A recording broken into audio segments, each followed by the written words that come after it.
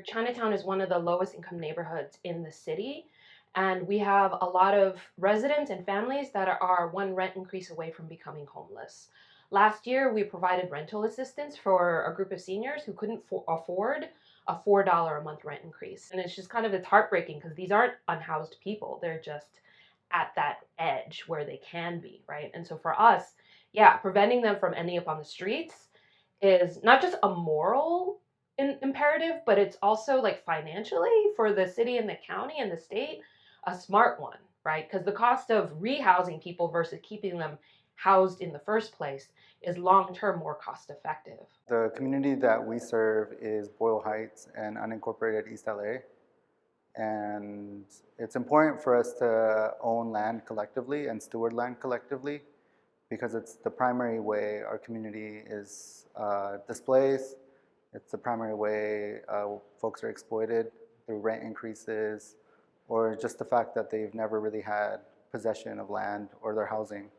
I think that through our organizing for the last 10, 12 years around these issues, we've not only gotten the city and the county to acknowledge it is an issue, but also, for many, many decades, public infrastructure investments were always seen as a net good, right? It would provide economic development, it would provide jobs for local communities, it would provide access to transit and parks. And I think that through a lot of our work around educating and advocating, we were able to kind of show actually a lot of our community members can't access those jobs, can't aren't able to get the county contracts, right? They're not seeing the benefits. And in fact, they're actually seeing a lot of negatives of public investment. We don't want to stop building parks or transit stations or other public infrastructure, but we need to get ahead of the issue, right? To make sure that the local communities that have been deprived of these public benefits and public goods actually get to stay and thrive and see the investments uplift their communities as opposed to push them out. So Community Power Collective and Fideicomiso Comunitario Tierra Libre are one community. And the people that make up our organizations are predominantly immigrant families, Latinx families.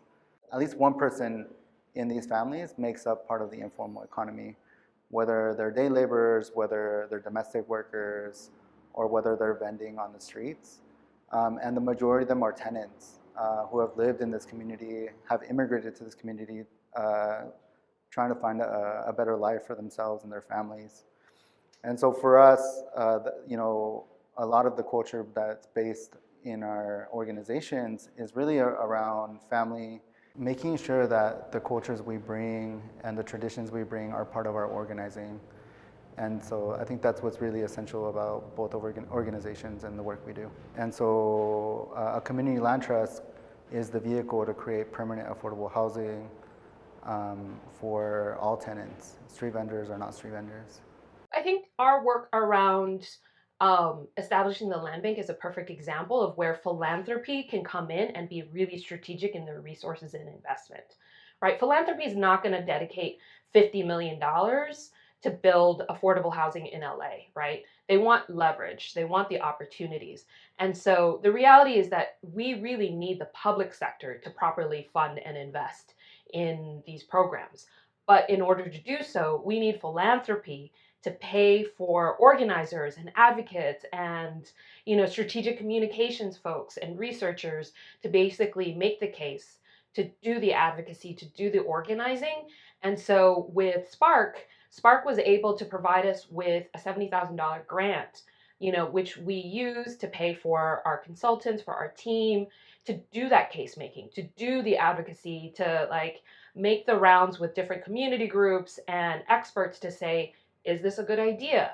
What are things we should be looking out for? Spark provided $500,000 for us to be able to use as a recoverable grant.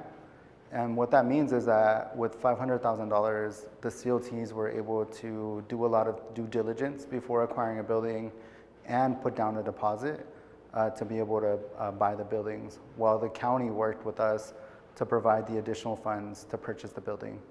And so without those funds, our organizations would have not been able to compete in the housing market, specifically because one of the things that we noticed during the pandemic was that the housing crisis got worse and that land speculation and housing speculation was harder than ever.